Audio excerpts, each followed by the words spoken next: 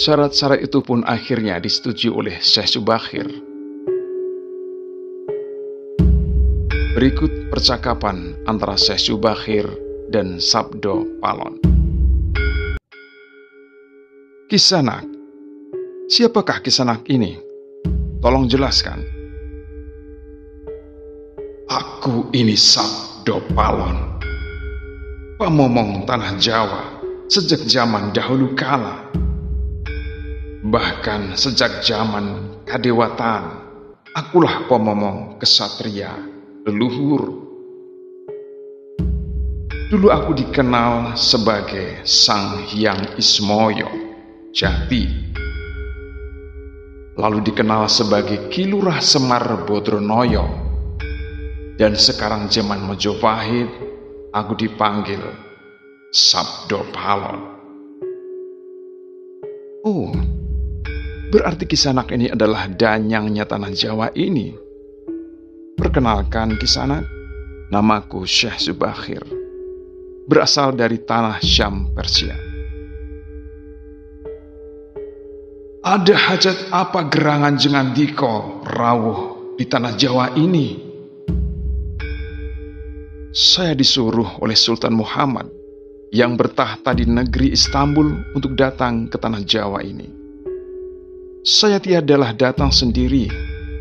Kami datang dengan beberapa kawan yang sama-sama diutus oleh Baginda Sultan. Ceritakanlah selengkapnya Kisanak, supaya aku tahu duduk permasalahannya. Baiklah. Pada suatu malam, Baginda Sultan Muhammad bermimpi menerima wisik dari Hyang Akarya Jagat, Gusti Allah, Zat yang Maha Suci lagi Maha Luhur, diperintahkan untuk mengutus beberapa orang alim ke tanah Jawa. Yang dimaksud orang alim ini adalah sebangsa pandita, brahmana, dan resi di tanah Hindu. Pada bahasa kami adalah ulama. Jadi Jengandiko ini termasuk ulama itu? Ya, saya salah satu dari utusan yang dikirim Baginda Sultan. Adapun tujuan kami dikirim kemari adalah untuk menyebarkan wawarah suci, amedar agama suci, yaitu Islam. Bukankah Kisanak tahu bahwa di tanah Jawa ini sudah ada agama yang berkembang, yaitu Hindu dan Buddha yang berasal dari tanah Hindu? Buat apa lagi Kisanak menambah dengan agama yang baru lagi? Biarkanlah Kawula Dasih yang memilih keyakinannya sendiri. Bukankah Kisanak sendiri sebagai damnyangnya tanah Jawa lebih paham bahwa sebelum agama Hindu dan Buddha masuk ke tanah Jawa, di sini pun sudah ada kapitayan atau ajaran asli tanah Jawa yang berupa ajaran Budi. Ya, rupanya Kisanak sudah menyelidiki Kawula Jawa ini. Memang di sini sejak zaman sebelum ada agama Hindu dan Buddha sudah ada kapitayan asli, kapitayan yang hidup dan berkembang pada anak cucu di Nusantara ini. Jika berkenan, tolong ceritakan bagaimana kapitayan yang ada di tanah Jawa ini. Secara ringkas, kepercayaan Jawa begini. Manusia Jawa sejak dari zaman para leluhur dahulu meyakini ada Sang Maha Kuasa yang bersifat tan keno kinoyo ngopo. Tidak bisa digambarkan bagaimana keadaannya. Dialah pencipta segala-galanya, Bawono Agung dan Bawono Alit, jagat besar dan jagat alit, alam semesta dan alam manusia. Wong Jawa meyakini bahwa Dia yang mengkuasa ini dekat juga dekat dengan manusia. Dia juga diyakini berperilaku sangat welas asih. Dia juga diyakini meliputi segala sesuatu yang ada. Karena itu, masyarakat Jawa sangat menghormati alam sekelilingnya. Karena bagi mereka semuanya mempunyai sukma. Sukma ini adalah sebagai wakil dari Dia yang Maha Kuasa itu.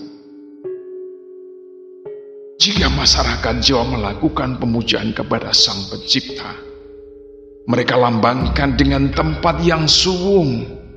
Suwung itu kosong, namun sejatinya bukan kosong, namun berisi Sang Maha Ada. Karena itu, tempat pemujaan orang Jawa disebut Sanggar Pamujaan. Di salah satu bagiannya, dibuatlah sentong kosong, tempat atau kamar kosong untuk arah pemujaan. Karena diyakini bahwa di mana ada tempat suwung, di situ ada yang Maha Berkuasa.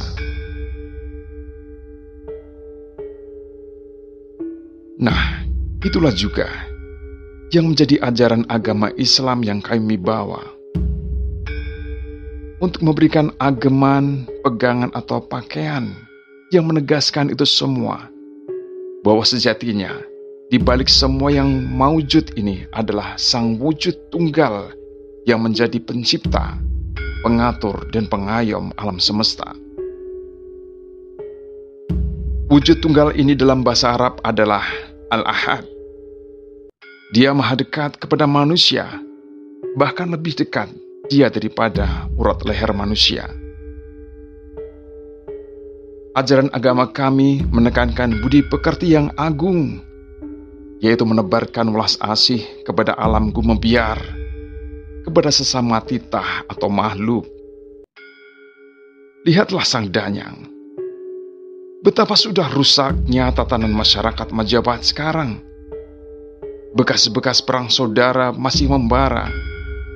Rakyat kelaparan, perampokan, dan penindasan ada di mana-mana. Ini harus diperbarui budi pekertinya. Aku juga sedih sebenarnya memikirkan rakyatku. Tatanan sudah bubrah. Para pejabat negara sudah lupa akan dharmanya. Mereka saling sikut untuk memperebutkan jabatan dan kemewahan duniawi. Para pandito juga sudah tidak mampu berbuat banyak. Orang kecil salang tunjang bersusah payah mencari pegangan. Zaman benar-benar sudah edan. Karena itulah, mungkin Sang Maha Jawata Agung menyuruh Sultan Muhammad Turki untuk mengutus kami ke sini. Jadi wahai Sang Danyang Tanah Jawa, izinkanlah kami menebarkan wawarah suci ini di wewengkong kekuasaanmu. Baiklah jika begitu. Tapi dengan syarat-syarat yang harus kalian patuhi. Apa syaratnya itu wahai Sang Danyang Tanah Jawa? Pertama, jangan ada pemaksaan agama, dharma ataupun kepercayaan. Kedua, jika hendak membuat bangunan tempat pemujaan atau ibadah, buatlah yang wangun, luarnya nampak cakrek hidu Jawa, walau isi dalamnya Islam. Ketiga, jika mendirikan kerajaan Islam, maka ratu yang pertama harus jadi anak cucu campuran. Bapaknya Hindu, maka ibunya Islam. Atau jika bapaknya Islam, maka ibunya harus Hindu. Keempat, jangan jadikan wong Jawa berubah menjadi orang Arab atau Parsi. Biarkan mereka tetap menjadi orang Jawa dengan kebudayaan Jawa walau agamanya Islam. Karena agama setahu saya adalah dharma. yaitu lelaku hidup ataupun budi pekerti. Hati-hati jika sampai orang Jawa hilang Jawanya, hilang kepribadiannya, hilang budi pekertinya yang adiluhung, maka aku akan datang lagi. Ingat itu, 500 tahun lagi. Jika syarat-syarat itu kau abaikan, aku akan muncul membuat goro-goro. Baiklah, syarat pertama sampai keempat aku setujui.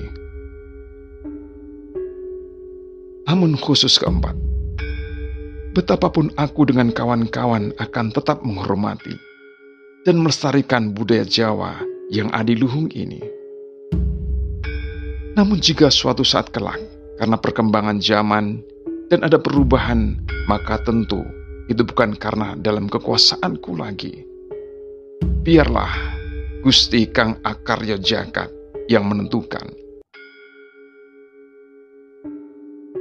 Dengan perjuangan Syekh Subakhir secara ikhlas dan tentu atas izin Allah Subhanahu wa Ta'ala, maka amanlah Gunung Tidar dari kekuasaan para jin dan makhluk halus. Setelah kekuatan penghalang disingkirkan, penyebaran agama Islam oleh Wali Songo berjalan dengan lancar. Majelis dakwah yang secara umum dinamakan Wali Songo sebenarnya terdiri dari beberapa angkatan. Wali Songo tidak hidup pada saat yang persis bersamaan, namun satu sama lain mempunyai keterkaitan erat, baik dalam ikatan darah atau karena pernikahan, maupun dalam hubungan guru dan murid. Bila ada seorang anggota majelis yang wafat atau bertugas ke daerah lain, maka posisinya digantikan oleh tokoh lainnya. Wali Songo angkatan ke-1 tahun 1404 hingga 1435 Masehi terdiri dari Maulana Malik Ibrahim, berasal dari Turki. Beliau ahli tata negara dan wafat di Gresik pada tahun 1419 Masehi. Maulana Ishaq, berasal dari Samarkand dekat Bahara, Rusia Selatan. Beliau ahli pengobatan dan wafat di Pasai, Aceh. Maulana Ahmad Jumadil Kubro, berasal dari Mesir. Maulana Muhammad Al-Maghrabi, berasal dari Maghrib, Maroko, wafat di Klaten, Jawa Tengah pada tahun 1465 Masehi. Maulana Malik Israel, berasal dari Turki, ahli mengatur negara. Beliau wafat pada tahun 1435. Makamnya di Gunung Santri di kawasan Banten. Maulana Muhammad Ali Akbar, beliau berasal dari Persia, Iran, ahli pengobatan, wafat di Banten pada tahun 1435. Maulana Hasanuddin, berasal dari Palestina, wafat tahun 1462 Masehi dan dimakamkan di samping Masjid Banten Lama. Maulana Ayyuddin, berasal dari Palestina dan wafat tahun 1462 Masehi. Syekh Subakhir atau Syekh Muhammad Al-Baqir, berasal dari Persia, ahli ruhyah, penumbal banyak tanah-tanah daerah yang angker. Selanjutnya pada daerah tersebut, beliau dirikan pesantren-pesantren. Pembagian wilayah dakwah Wali Songo ditetapkan menjadi 3 bagian, yaitu Jawa Barat, Jawa Tengah, dan Jawa Timur. Syekh Maulana Malik Ibrahim mengemban amanah dakwah bersama Maulana Ishaq dan Maulana Ahmad Jumadil Kubro di Jawa bagian timur. Sedangkan Maulana Muhammad Al-Maghrabi dan Maulana Syekh Subakhir memulai dakwah di bagian Jawa Tengah. Maulana Malik Israil, Muhammad Alik Akbar, Maulana Hasanuddin, dan Maulana Ali Yudin berdakwah di Jawa bagian Barat.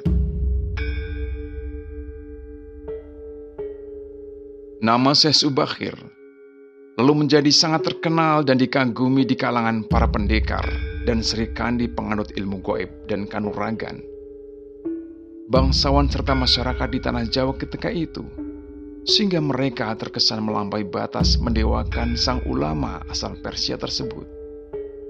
Akhirnya, untuk melepaskan kefanatikan masyarakat terhadap Syekh Subakir dan untuk menjaga akidah umat Islam, pada tahun 1462 Masehi, Syekh Subakir pulang ke Persia Iran. Ini dimaksudkan agar kefanatikan tersebut runtuh dan masyarakat kembali kepada tauhid yang benar. Selain itu, tugas utama Syekh Subakir untuk membersihkan tanah Jawa dari pengaruh negatif makhluk halus telah selesai. Perjalanan Dewan Mubalik Wali Songo dalam berdakwah terus berlangsung hingga angkatan ke-10 tahun 1751 hingga 1897 Masehi. Wali Songo di samping menjalankan dakwah menyebarkan agama Islam, juga ikut berjuang mengangkat senjata. Namun pada tahun 1830 hingga 1900 Masehi, Majelis Dakwah Wali Songo dibekukan oleh pemerintah kolonial Belanda, dan banyak para ulama dan keturunan Wali Songo yang dipenjara dan dibunuh. Dari beberapa anggota Wali Songo, diantaranya memiliki nama yang sangat populer di kalangan masyarakat Nusantara. Tidak sedikit murid dari anggota Wali Songo yang menjadi ulama penyebar agama Islam di penjuru Nusantara. Bahkan sampai saat ini agama Islam sudah mendunia. Wali yang dikenal dan populer di kalangan masyarakat sampai saat ini adalah Syekh Maulana Malik Ibrahim atau Sunan Gresik, Syed Ali Rahmatullah atau Raden Rahmat atau Sunan Ampel, Syekh Maulana Ainul Yakin atau Raden Paku atau Sunan Giri,